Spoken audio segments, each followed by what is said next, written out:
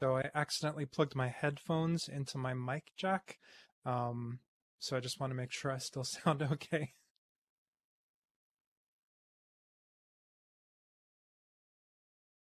Okay, good. Yeah, I wasn't sure if maybe I'd messed up the Second Life voice settings, which are always a little bit finicky.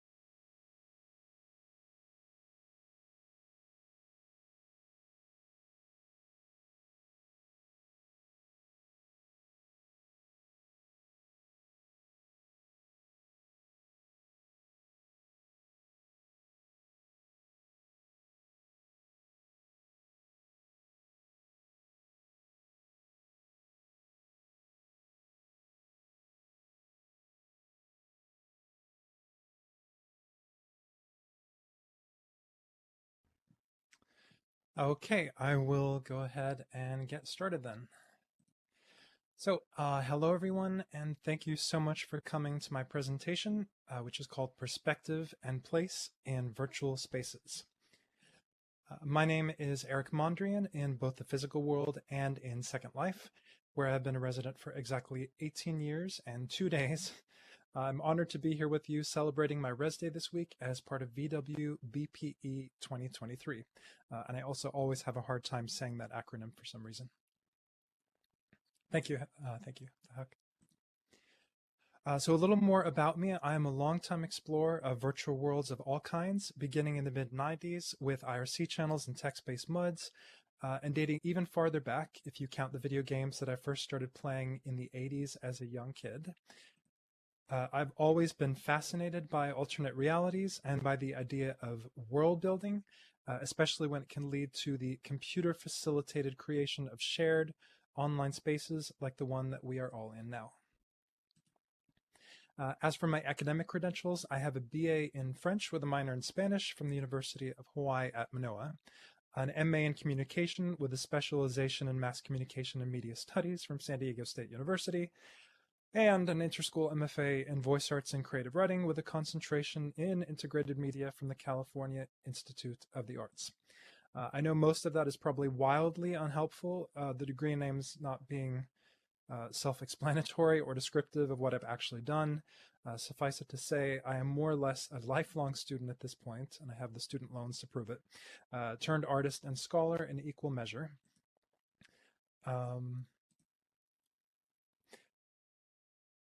So my focus during my first master's was on virtual worlds as new media and emphasizing the importance of documenting and preserving the history of these worlds. I also wound up inadvertently planting the seeds back then in 2007 when I began that degree program for this presentation today. In fact, one of the first papers that I wrote for that degree program was a 20-page literature review and research proposal arguing for a comparison of or between 2D and 3D virtual environments, as in the slide in some very old screenshots, Second Life versus the Palace as examples of those two paradigms, and again also on the impact of those disparate paradigms on social presence and interaction. Though my Master of Fine Arts degree at CalArts initially took a slightly different path, it eventually came back around to virtual worlds as well. My MFA thesis project for The Light of Other Shores was an 11-part, 30-minute art film in which I combined vocal recordings I made of my writing with footage I shot in Second Life of various virtual places, exploring themes of isolation, belonging, invisibility, loss, and creation. You can find those films on my YouTube channel if you're interested. Here's a link in the chat. And I should note that I generally try to put a good deal of effort into the accompanying description text on YouTube for any video that I upload there to my channel. So for more info about where I filmed any particular video or who made the places, along with all of the other relevant details, feel free to check out the description text on YouTube as well as the links that I provided there.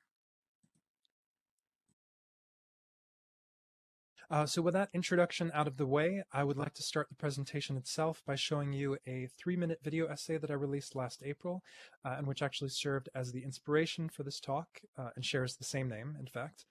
Uh, the video focuses on the concepts of perspective and place, specifically as they relate to Second Life, and I think that hopefully lays the foundation for a better exploration and understanding of these concepts in relation to other platforms too.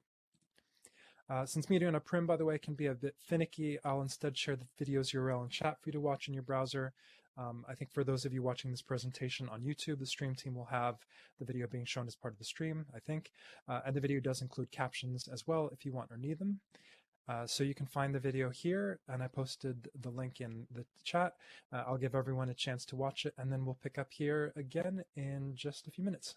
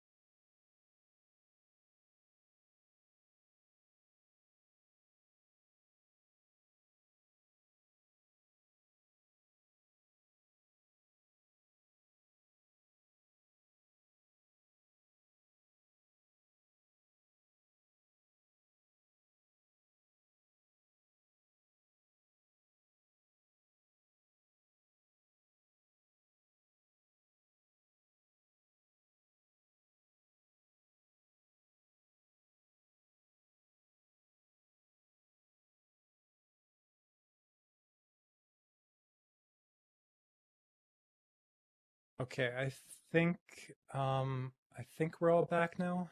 Um, okay. Um, so yeah, I think we're all back now, and I hope you enjoyed the video. Um, as you can probably tell, I have spent a lot of time thinking about those concepts and experimenting with how they apply to Second Life, a platform which made it possible, as you can probably tell, again, for me to expand my artistic practice in ways that I never would have predicted, for filmmaking in particular, and for me personally. The creative freedom that SL provides has been absolutely invaluable. This video essay only scratches the surface, of course, and touches only tangentially on how SL compares to other virtual world platforms. So in the rest of this talk, I'd like to go into a little bit more detail while also investigating the potential impact of choosing one platform over another, their respective advantages and disadvantages, and what they can each bring to the table.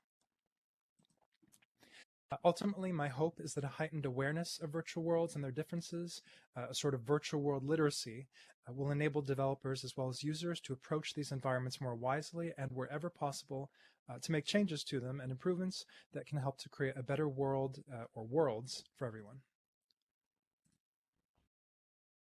So before we continue and talk more about the platforms themselves, I think it would be good to define our investigation a little bit more explicitly, just so we know what we're searching for and exactly what it is that we are trying to learn. To start with, the two core concepts that lent this talk and that video essay its title: perspective, or point of view, to phrase it another way, and place. But what do these actually mean? The first, perspective, boils down for me to this: how do we view ourselves and the world around us, and how, in turn, does that view affect our sense of presence and identity? Note that I define the word view here quite broadly, potentially encompassing all of our senses, not just the visual. Of course, when discussing environments that aren't physical but virtual, like Second Life, we do tend to be somewhat limited thus far to sight and sound. VR headsets and trackers are starting to fill in the gaps a bit, at least in terms of proprioception or bodily awareness. Tactility is likewise in the works, with smell and taste as a far more difficult technical challenge, I think, but I digress. I think Second Life is especially interesting with regard to perspective, by the way, given the perceptual freedom that the platform offers us. This freedom has shaped SL and our experiences here in a number of different ways, which I will come back to later on.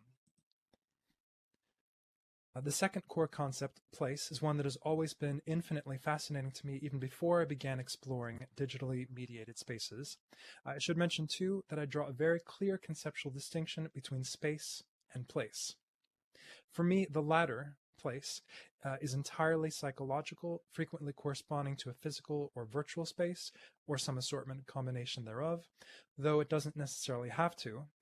Think, for instance, of all the imaginary places that are contained in books, these territories that might have neither a physical nor a virtual counterpart and that only come alive in the act of reading or being read to. As you visit those places, a phrase or a sentence at a time, there is a powerful kind of magic there. But again, I digress. Or do I? With screen-based worlds in particular, I'm interested in how we build, navigate, and interpret our virtual spaces, transforming them individually or collectively into places. It's also interesting to examine how different platforms may guide our dictate our placemaking possibilities in line with their technical frameworks and structure. This is also a point that I'll likewise touch on in a little more detail later on.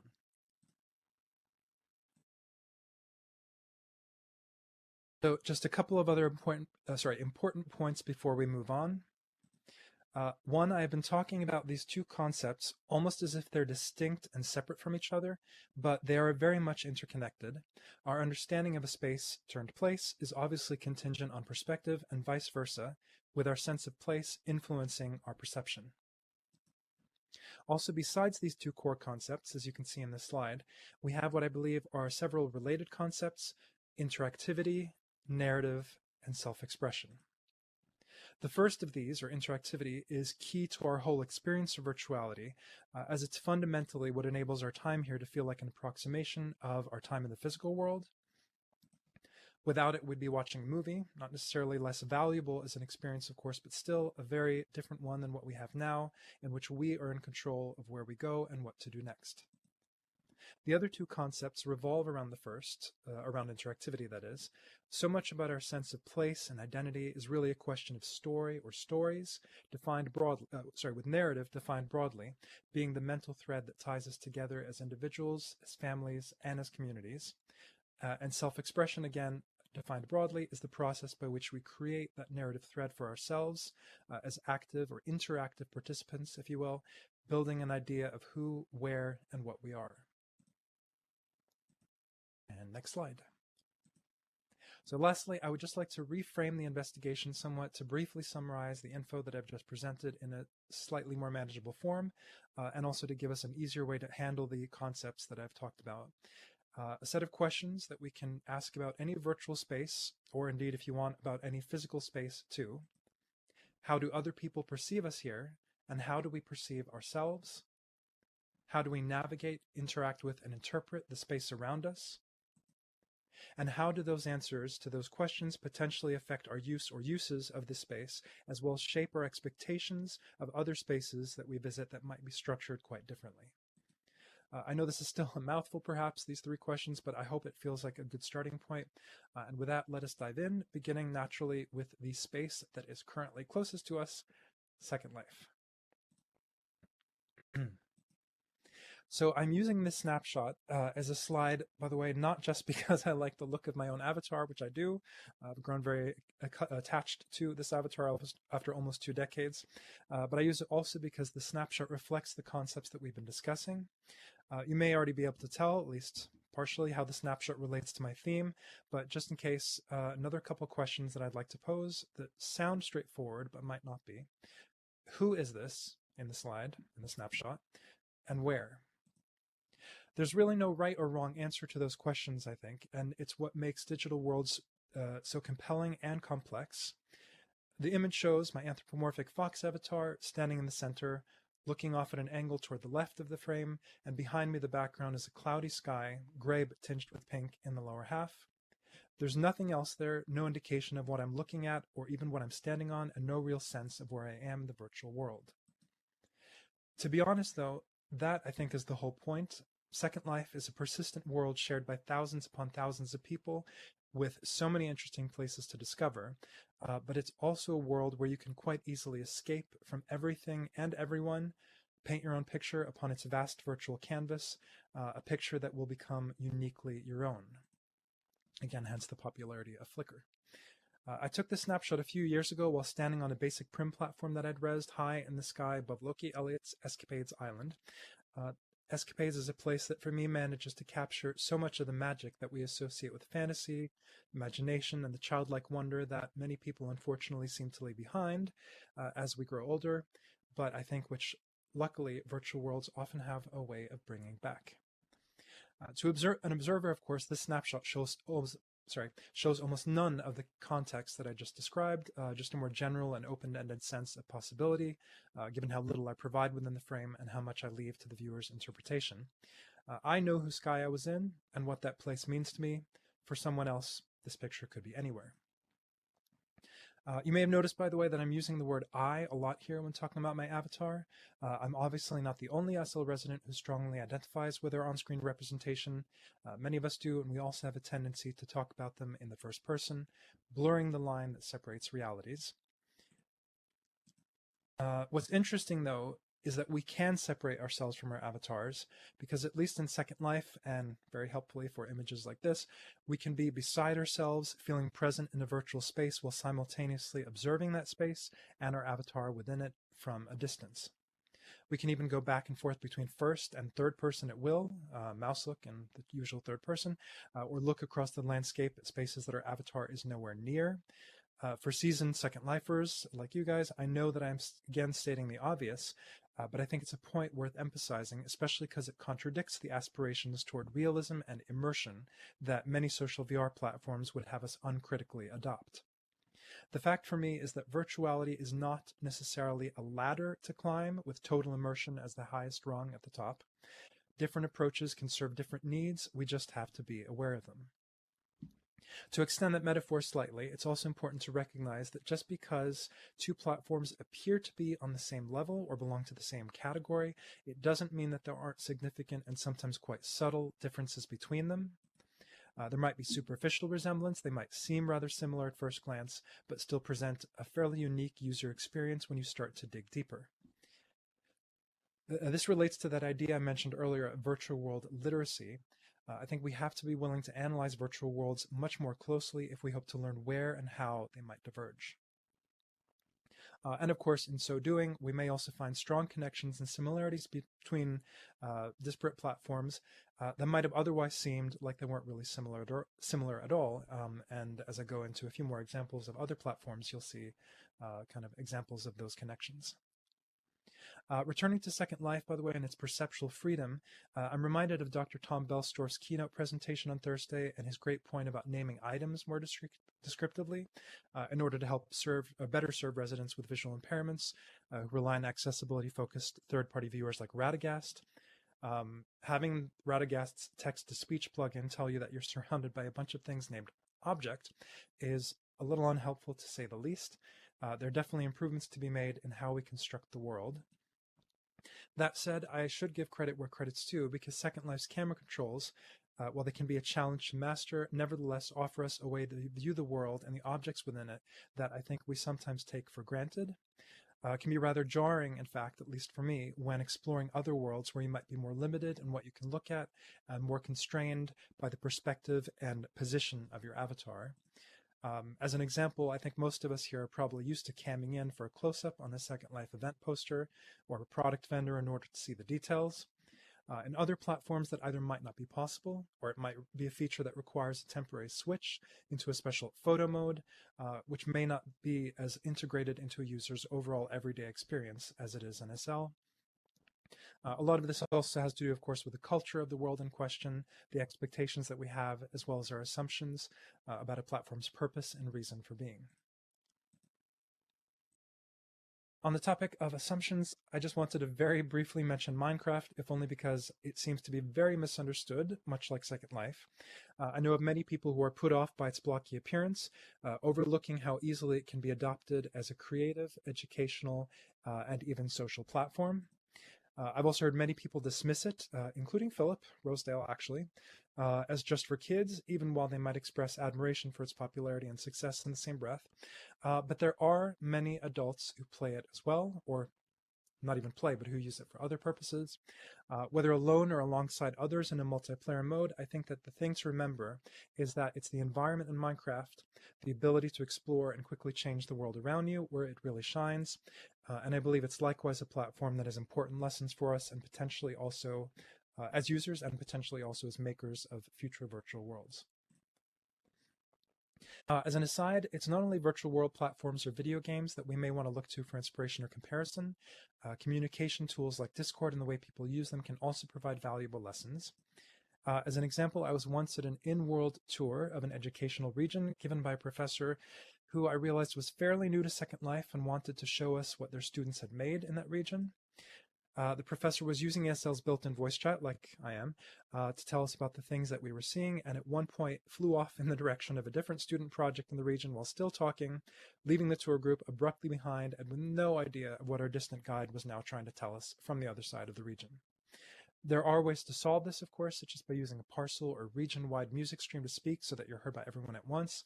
But even that has some limitations, especially when the goal is to have a discussion and not just a one-to-many broadcast through the stream. In some cases, I think solution may just be to complement the in-world experience with external software, as of course many residents already do with Discord groups and voice calls, or to find a platform that works better for one's needs and circumstances. The most important thing, though, as always, is to be aware of those contingencies, to set clear expectations and guidelines in advance, and to ensure that everyone involved is aware of these so-called best practices for communicating in or alongside a particular platform.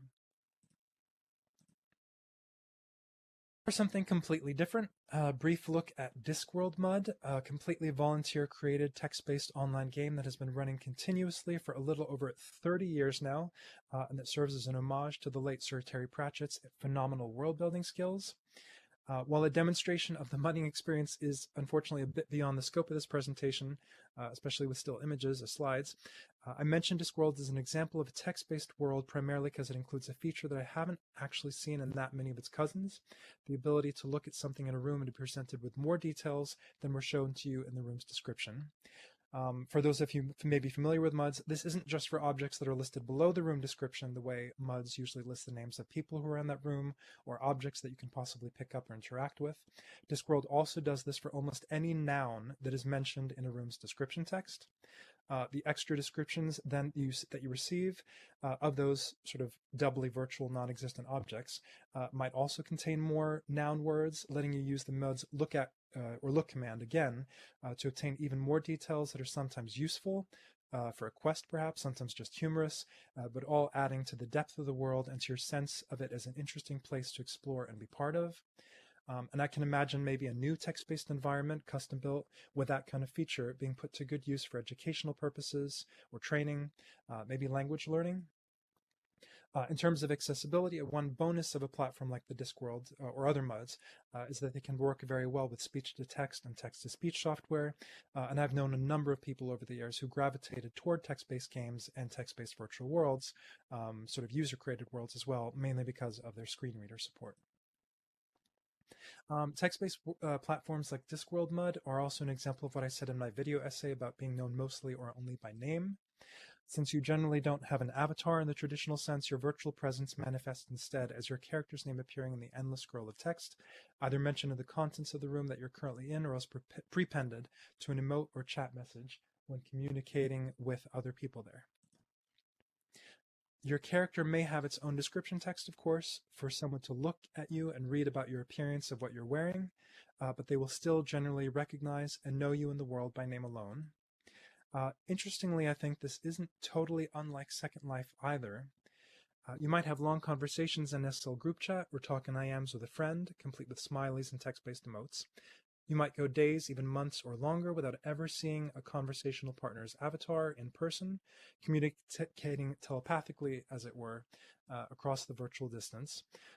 And that, of course, is not to say that we always pay so very much attention to people's avatars, even when we are in the same space. You could be standing right next to someone but have your camera pointed elsewhere. This is both an advantage, I think, and a disadvantage of Second Life. We can control our experience of the world and feel like we're in two places at once, and perhaps more easily foster a sense of imagined proximity to the people nearby, even while we cam around. Conversely, though, if we want to feel like we're really engaging face-to-face with people, we might have to rely on MouseLook, which has its own drawbacks, or perhaps seek out platforms like VRChat, where avatar-centered point of view and the more limited camera control encourages a style of communication that isn't as common in worlds like SL. Speaking of communication, a world that at one point was considered to be a close or close-ish competitor or cousin of Second Life is there, which had voice chat and avatar mouth movements as well before SL did. While there also has text chat, communicating through voice was, and likely still is, the platform is still around, more culturally accepted and commonplace than it seems to be in SL, where, again, text chat kind of rules the day. This prioritization of voice in combination with gestures and body language, for those who have trackers, can likewise be found in VRChat. Though VRChat did recently add a chat box, it's fairly limited, or was last time I checked. It exists only as a small text bubble above your avatar's head and then disappears not long after you type it. It doesn't yet include any kind of chat log, which of course is a feature that we've come to expect in most other worlds like Second Life that have text-based communication. A possible contributing factor, by the way, that I have to mention to Second Life's lack of a voice culture is that it can be quite jarring to see our avatars speak, as I'm sure we've noticed. There's still a lot more work that needs to be done in terms of development before avatar mouth movements in a cell sync up with what's being said. And VRChat, if you've experienced it there or watched videos perhaps, it has a definite advantage in that regard. This disconnect, unfortunately, comes into play not only when speaking with people through voice in world, but also when viewing machinima, where the filmmaker recorded avatars talking.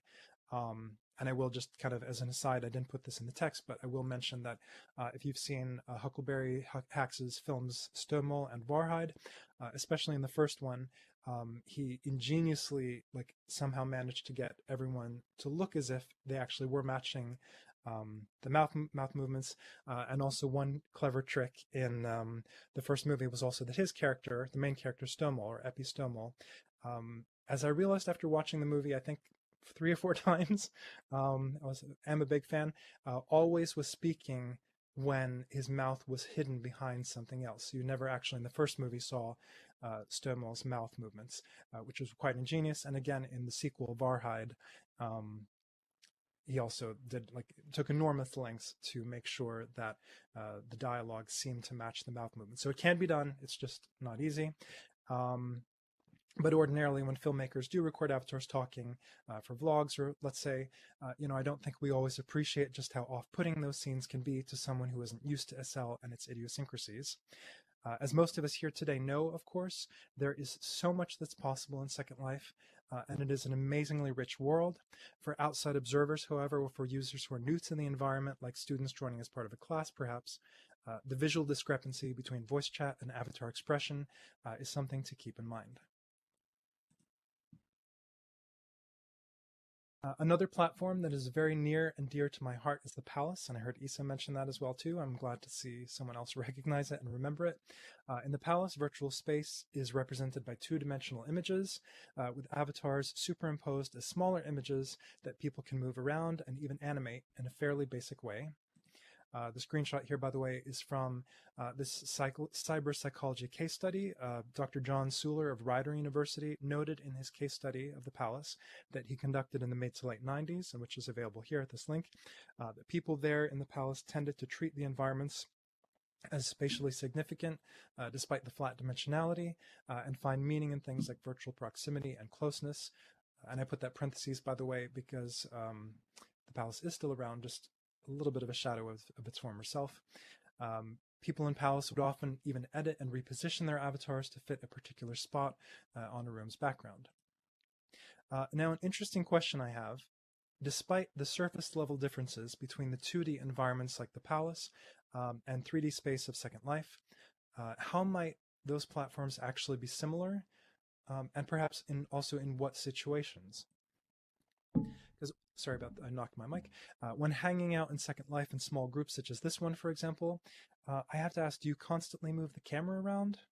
Or do you find an angle and a point of view that takes in the scene and all of the people present, including yourself, perhaps the stage, and then just leave it there?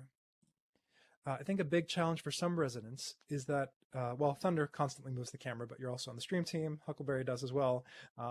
Again, it of course depends on the person, which I should mention in the chat. But I think that some, I cannot type, for some residents, of course, they may, or especially new ones to the platform, they may not know how or where to move the camera in order to give themselves a comfortable view of the world. While a platform like the Palace is arguably less flexible than Second Life in terms of the environments that you can create and what you can do there, it does have the potential advantage, again, for some people, for some situations, in that it absolves its users of that constant need to make those sorts of decisions with regard to camera placement. Your view of a room in the Palace is the same as everyone else's. And for the creators of a space too, there is that advantage that comes with the level of control and constraint, because when building a palace or a similarly structured 2D environment, they can decide, the creators can decide that is, exactly how it will appear to the people who visit. By contrast, in a platform like Second Life, you often have no idea how someone will approach a particular space or what they may notice there and what they might miss. Before I move on to the final part of my presentation, I wanted to share just a few slides that show the history and lineage of some of the earliest and most notable non-text-based virtual worlds, a few of which I've already mentioned, like Habitat and Worlds Away, Dragon Spies and Furcadia. While I'm likewise very interested in the newer generation of headset-ready platforms like Sansar, VRChat, Rec Room, and Neos, to name just a few, I do have to admit that one of my biggest concerns with these is that they and their developers can risk obscuring what came before, drowning our history beneath the waves of the VR hype cycle. And here's a screenshot just briefly of Active Worlds, which also is still around. Most of these are actually still around. Traveler, I do not believe is still around, but I could be wrong. And then, of course, we have There, as I mentioned earlier. There's a lot of prior art in virtual worlds with people and places that are worth looking to for inspiration and insights. And I encourage you to investigate these pioneers further if you have a chance, in the hopes that they will not be forgotten.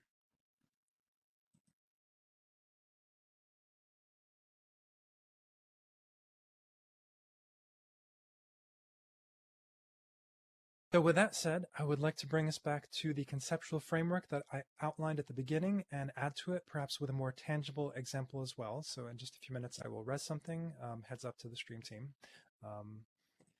I had mentioned that platforms can dictate our placemaking possibilities according to their underlying technical structure, and this tracks closely with what I refer to as the delineation of space and how those spaces are presented to us. In graphical platforms like the Palace and in most text-based worlds, the spaces exist as self-contained rooms, which could depict anything in spite of the name. There's a somewhat similar structure in social VR platforms, actually, like VRChat and Sansar. We call their spaces worlds instead of rooms, and they are, of course, a lot bigger in terms of their navigable area and what you can do there, but they are analogous just the same. Second Life occupies an interesting position here, as we all know, though it has a preponderance of island regions and estates that cannot be reached except via teleportation.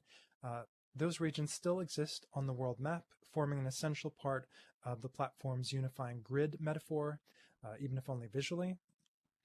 And then, of course, we have the mainland, as you can see in this slide, that actually shows the distance between the northern and southernmost and western and easternmost regions in Second Life as of September. So because of that, the mainland is a little bit small in the slide. But so these contiguous virtual land masses in Second Life and their adjacent waterways that appear to be seamless but aren't, inexorably divided by the platform's region-based design. The occasional failed region crossing notwithstanding, of course, many of us do treat the mainland as seamless, disregarding its internal borders and attempting to view our shared geography as more than the sum of its parts. The really interesting thing to me, though, and I'm about to res something, is that Second Life also offers us so many other ways to view and interpret that geography, provided that we know where to look. Let's see if I can res this and if it will appear for people and not be buried underneath the terrain. I'm sure it will res momentarily. I hope.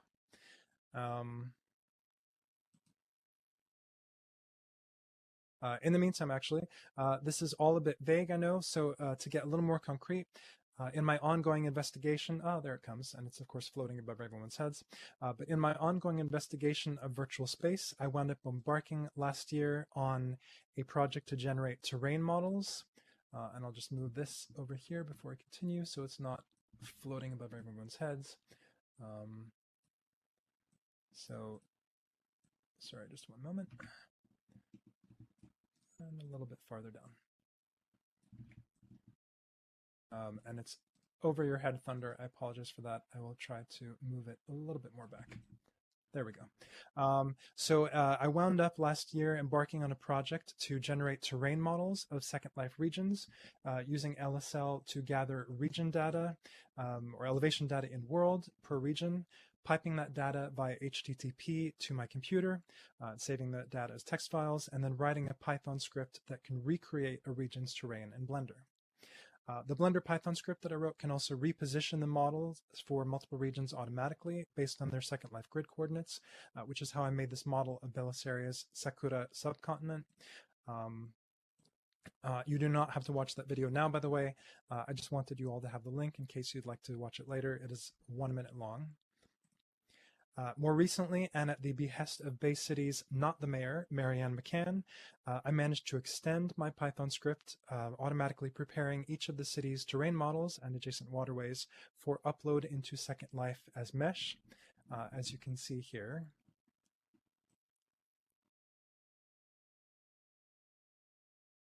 then lining them up automatically using an LSL script.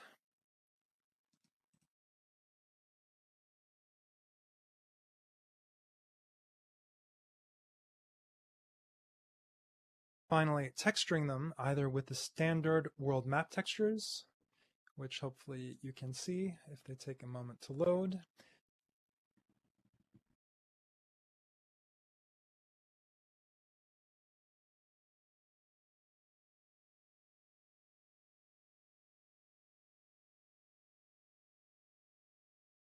Even with the so-called terrain layer objectless textures, which are available thanks to Taiki Shepard and her grid survey database. I think this is quite an interesting view since it shows only terrain and water and none of the objects that you are used to seeing on the Second Life world map. All in all, another fascinating way, I think, to interpret virtual space and to navigate it conceptually, and a process that I do hope to continue improving going forward, making more models and bringing them into a cell, as well as showing them off in video form through Blender.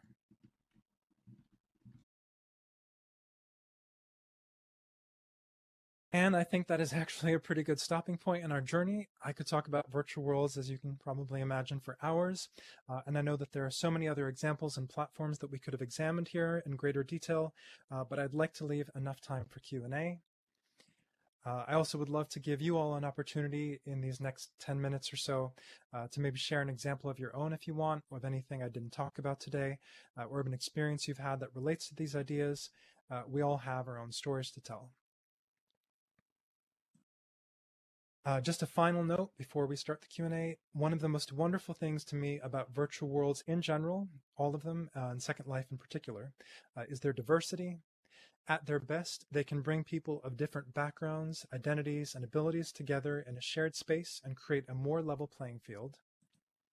Not all spaces will suit all users or use cases, of course, but that is where the work begins, to find a space that fits you and that serves your needs and those of your compatriots. Or, if that space does not exist yet, make it. If virtual worlds have proven anything to me, it is that there are communities out there just waiting for a space of their own, with amazing people who are deeply imaginative and creative when empowered by platforms that play to their strengths and let them be themselves. All these countless years later, I still consider myself very much lucky to have met so many of those people virtually, some of them physically, and to have been able to explore the places that they call home. Thank you.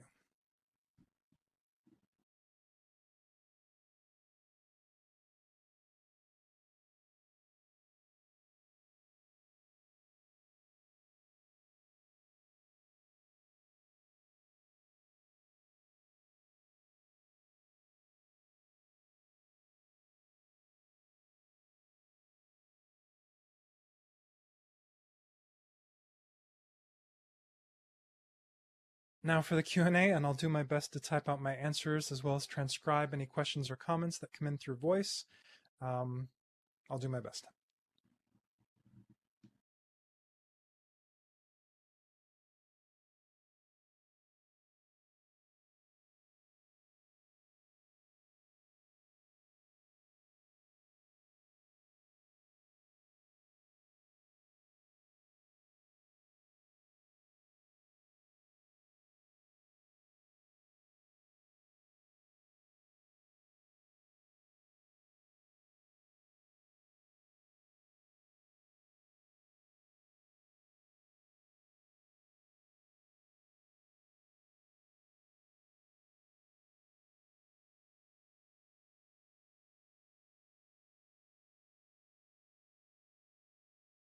Isa says, what I find fascinating is how significantly my perspective of the place I am in is altered by the avatar I'm embodying at the same time. That is extremely true. Also, Nia asked, when will the platform you're working on be available and how will it be available? As far if I am still working on adding or doing more terrain models for different regions and parts of the mainland, it takes about 7 to 10 minutes to gather the terrain data in world for one particular region, much less time in Blender to generate that as a model. And as for this base city model, it is going to eventually, after I work out a few other things with it, go up in the base city community center.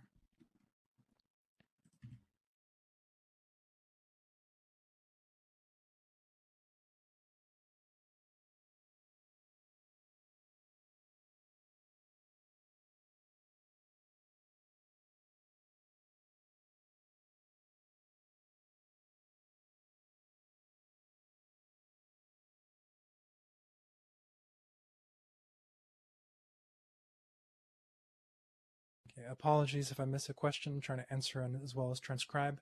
Um, have you explored Science Space? What do you think of it? I have explored Science Space. I haven't actually spent that much time there.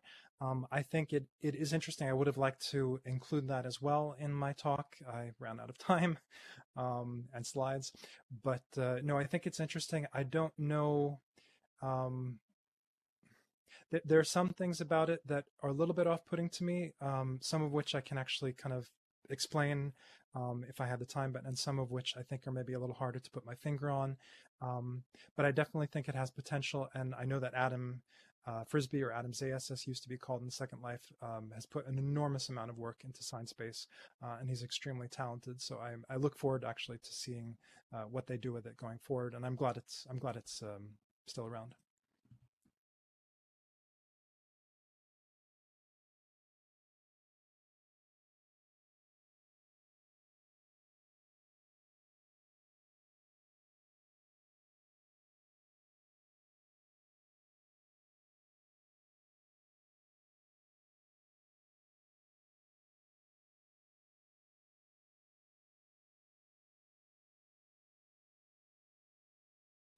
Okay, another question. Huckleberry Hacks asks, Eric, one of my earliest SL memories is of visiting an SL art gallery and later thinking I'd been to a gallery rather than sitting at my computer viewing a gallery. Do you have a first memory of your own of being in a place in Second Life?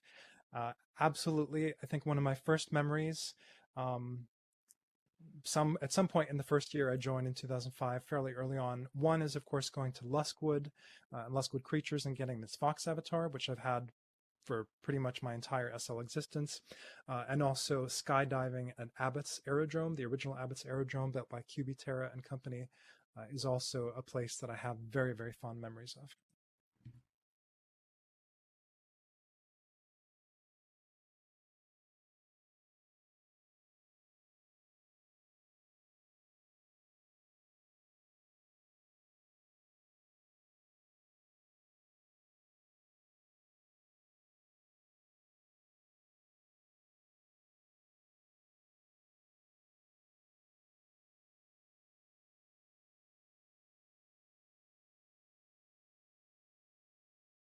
Okay, let me see. I just want to make sure I don't miss any questions.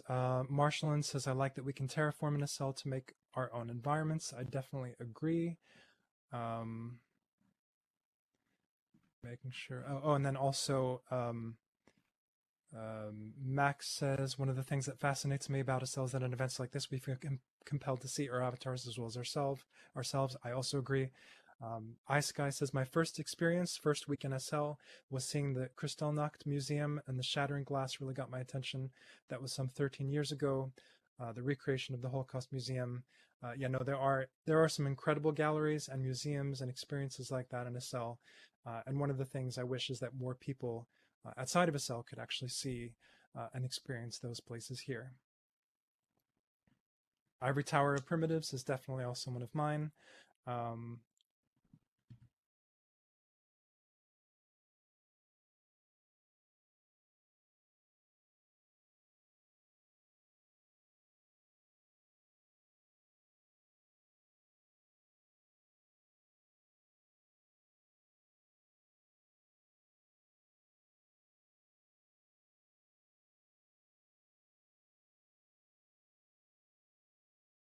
Beliska says mine was ice skating in a cell. First memory, something I cannot do in real life. I wept. Yeah, no, I've definitely heard of people having and have myself had experiences as well where it's such a profound experience, something that you haven't done or cannot do maybe in the physical world, and the fact that we can do them in a cell.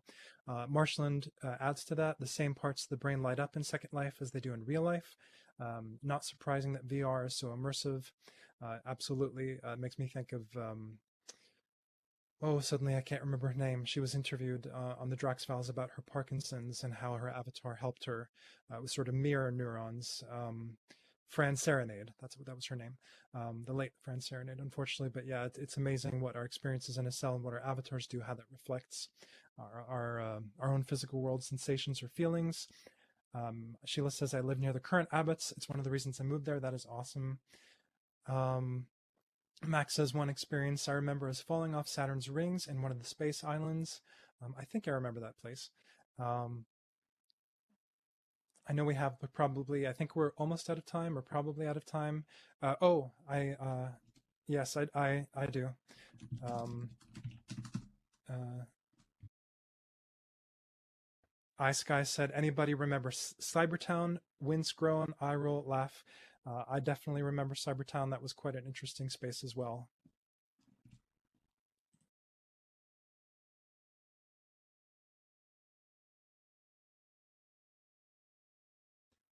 Lori says we are at the end, so I'll just read a couple of the last comments in voice for the stream. I love all of SL. I really enjoy a little SL magic where you, for example, can res a surround and feel immersed in a completely new space. Never have even left where you currently are. Void, of course, yeah, Snowlord and I have been to Void quite a few times, being one of those creators. Sheila says one of their memories is of random Calliope's butterfly hunts.